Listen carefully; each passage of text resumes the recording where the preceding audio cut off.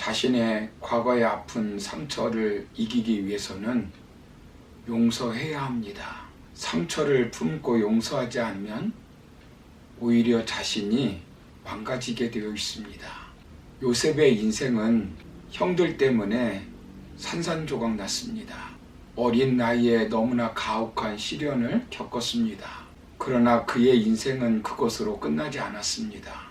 과거 상처 때문에 절망하고 분노하며 죽지 않았습니다. 오히려 요셉은 복수하기보다는 형들을 용서하고 회복하였습니다. 그는 애굽의 국무총리가 되었습니다. 요셉은 내려간 것보다 더 높은 곳에 올라갔습니다. 그렇다면 요셉의 용서는 어떤 용서입니까? 지난 시간에 살펴본 것은 먼저 하나님의 용서처럼 절대 강자로서 자발적인 용서를 해야 한다라고 말씀드렸습니다. 오늘 두 번째로 살펴볼 것은 과거의 상처가 문제가 되지 않는 정상적인 관계를 유지하는 용서입니다. 본문 19절을 보시면 요셉이 그들에게 이르되 두려워하지 마소서 내가 하나님을 대신하리까 라고 말씀합니다. 요셉이 이미 용서했는데 자신의 진위를 의심하며 다시 용서를 청하는 형들의 말을 듣고 울었습니다. 그리고 무엇이라고 말합니까? 자신이 하나님을 대신하지 않겠다고 말합니다. 용서하겠다는 것입니다. 자신이 심판자가 되지 않는 것입니다. 자신이 판단하고 정죄하지 않는 것입니다. 하나님의 주권을 침해하지 않는 것입니다. 요셉은 진정한 용서를 안 사람입니다. 하나님의 주권을 인정한 요셉은 과거의 상처로부터 완전한 자유를 얻었습니다.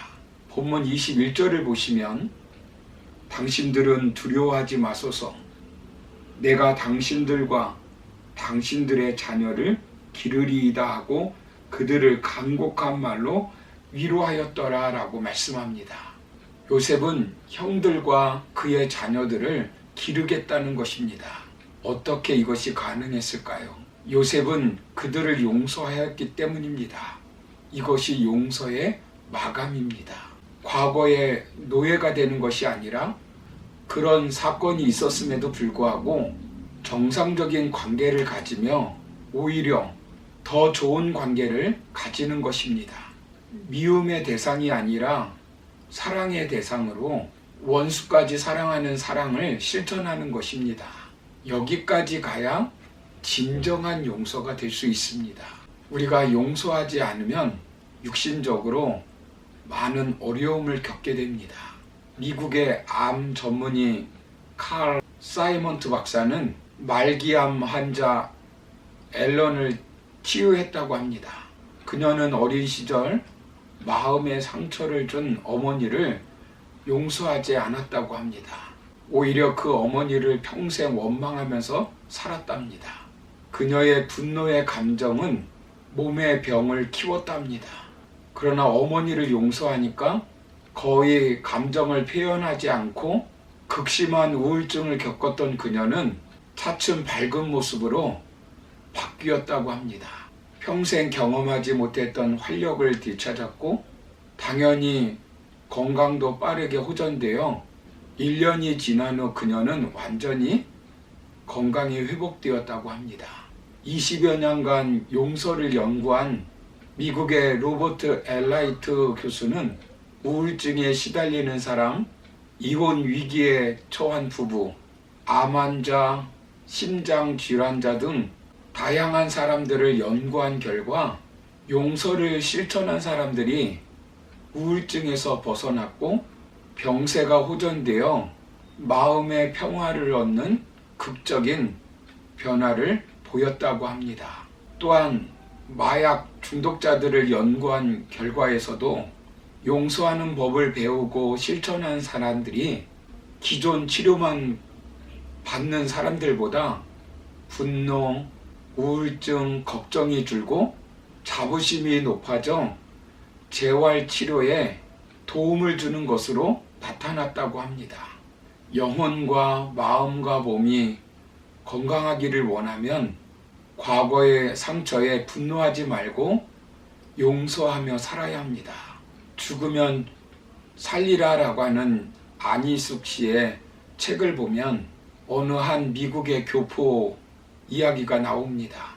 결혼에 단란한 가정을 꾸리며 하루하루 살고 있는 주부인데 어느 날 한국에서 그녀의 친구가 그녀를 찾아왔다고 합니다.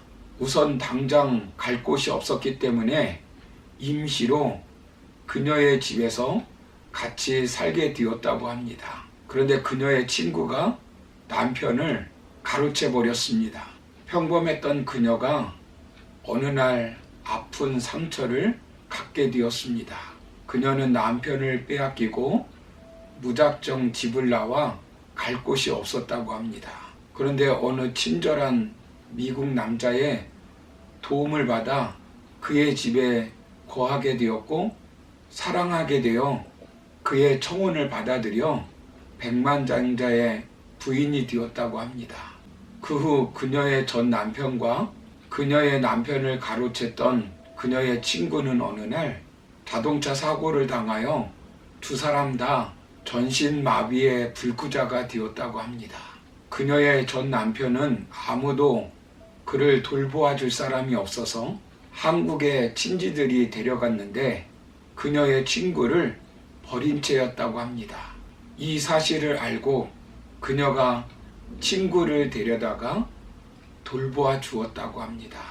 그녀의 전 남편과 그녀의 친구는 마땅히 받을 벌을 받았지만 그녀는 그리스도의 사랑으로 과거의 상처를 극복하고 그 두 사람을 용서하고 품었다는 것입니다. 정상적 관계로 회복하여 그녀를 돌보아 주었다는 것입니다. 여러분, 이것이 십자가의 용서입니다. 로마서 12장 19절부터 21절을 보시면 내 사랑하는 자들아 너희가 친히 원수를 갚지 말고 하나님의 진노하심에 맡기라 기록되었으되 원수 갚는 것이 내게 있으니 내가 갚으리라고 주께서 말씀하시니라. 내 원수가 줄이거든 먹이고 목마르거든 마시게 하라. 그리함으로 네가 숯불을 그 머리에 쌓아 놓으리라. 악에게 지지 말고 선으로 악을 이기라 라고 말씀합니다. 사랑하는 성도 여러분, 용서가 과거의 상처를 이기는 무기입니다. 하나님은 분노의 화염병을 품고 불행하게 살기보다는 과거를 인정하며 용서하고 자신을 위해 타인을 용서하고 행복하게 살기를 원하십니다. 어린 시절 부모가 준 상처, 친구의 배신, 과거 연인이 준 상처 등으로 과거의 상처를 되새김질하며 영혼과 몸과 마음이 병들어 살기를 하나님은 원하시지 않습니다. 에베소서 4장 32절을 보시면 서로 친절하게 하며 불쌍히 여기며 서로 용서하기를 하나님이 그리스도 안에서 너희를 용서하심과 같이 하라라고 말씀합니다. 그러므로 예수님이 우리를 용서하신 것 같이 십자가의 사랑으로 용서하여 상처가 회복되어 이 땅에서 행복하고 하나님이 주신 사명 감당하며 살아가는 우리 모두가 되기를 주님의 이름으로 축원합니다. 감사합니다.